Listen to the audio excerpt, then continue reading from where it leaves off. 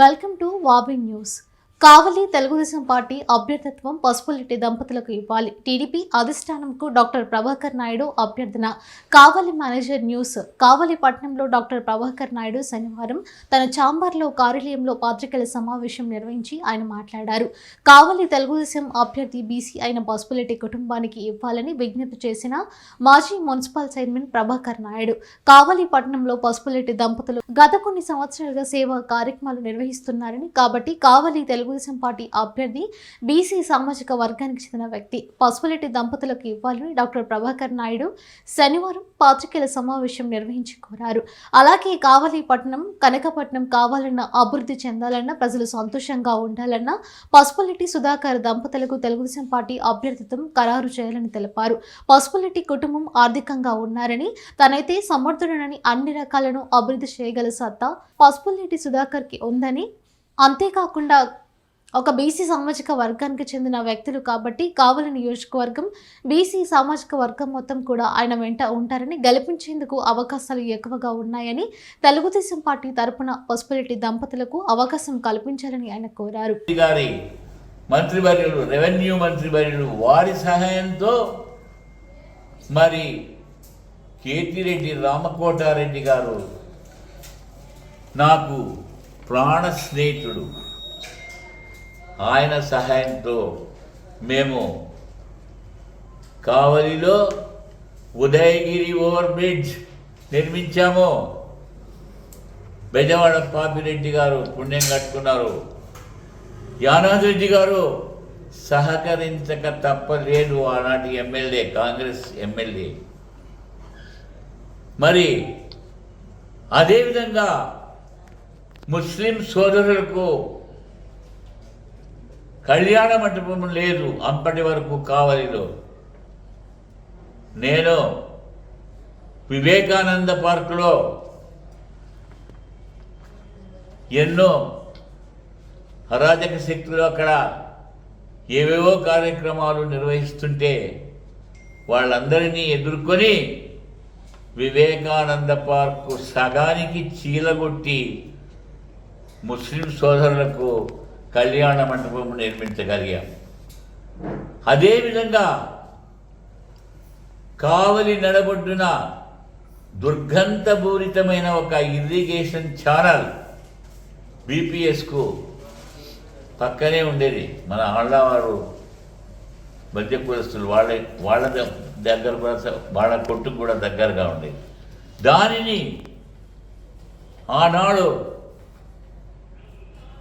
Retired civil engineer Koteswara Rao గారు వారి సహాయంతో కంప్లీట్గా 2 కోట్ల రూపాయలు వ్యయించి దానిని కాంక్రీట్ చేస్తే ఈరోజు ముస్లిం సోదరులు పూల వ్యాపారస్తులైతేనేమి, బట్టల వ్యాపారస్తులైతేనేమి, మేదల వాళ్ళైతేనేమి, వివిధ వర్గాల వారికి చెందిన వారు ఎంతో ఆర్థికంగా అభివృద్ధి చెందారు.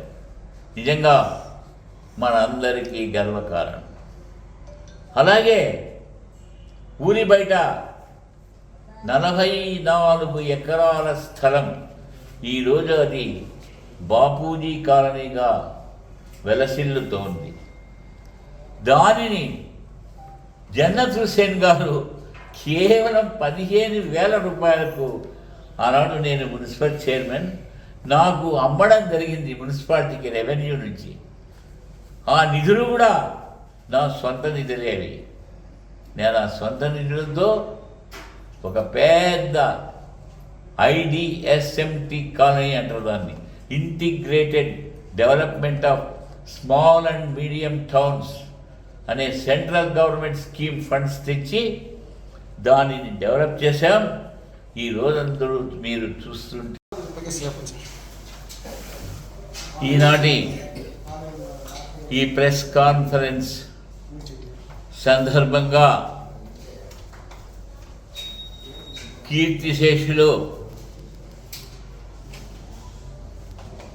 కారణ జన్ముడు, ధృవతార,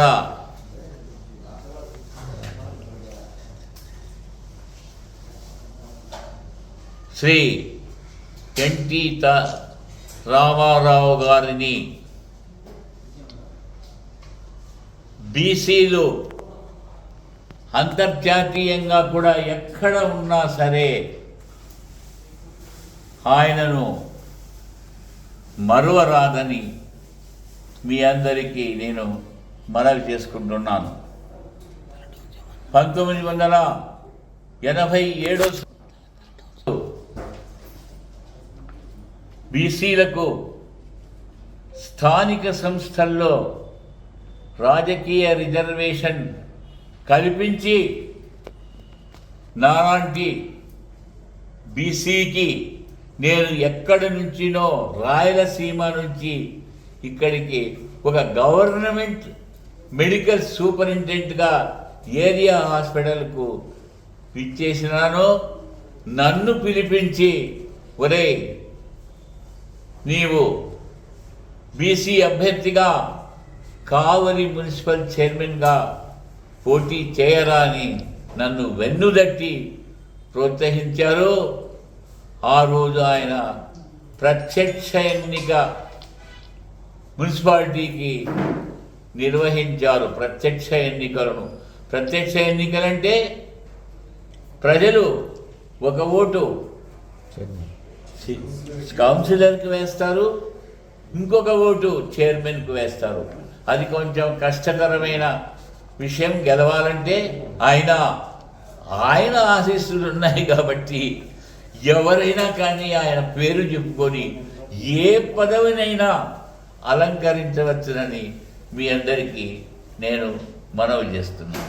ఇక్కడ 5 సంవత్సరాలు మేము పనిచేసి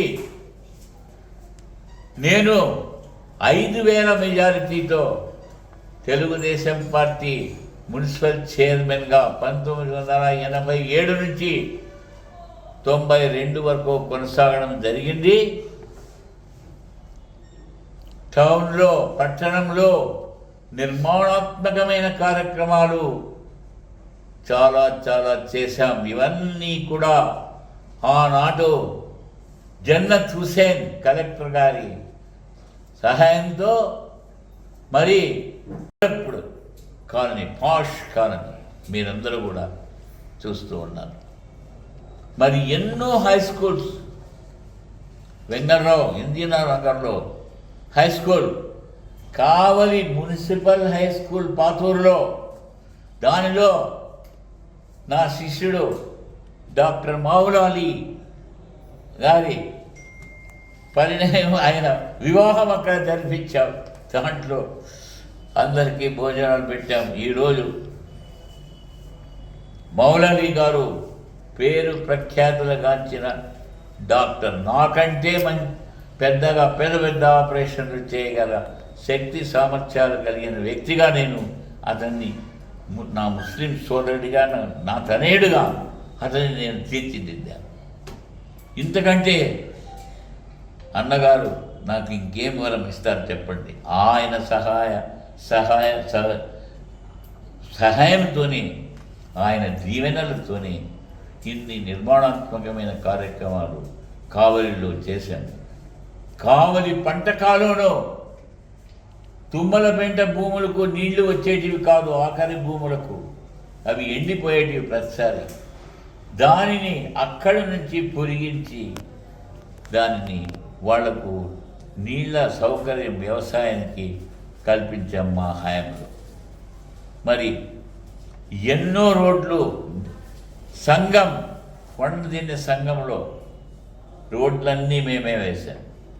మేమే వేస్తే ఆ రోజు నాకు మున్సిపల్ చైర్మన్గా 450 ఓట్లు నాకు వస్తే, కాలనీలో ఉండేదే 456 ఎన్నో, 6 ఓట్లు మాత్రం ప్రత్యర్థులకు పోయాయి.